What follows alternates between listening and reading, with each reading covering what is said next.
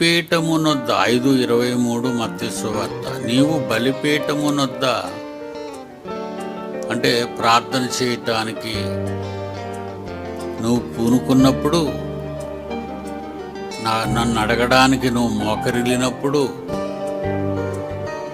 మీరు ప్రార్థన చేయనప్పుడు, లేదా బలిపీఠమునొద్ద అర్పణము అర్పించుచుండగా నీ మీద నీ సహోదరునికి విరోధమేమైనా కలదని అక్కడ నీకు జ్ఞాపకము వచ్చిన పక్షమున,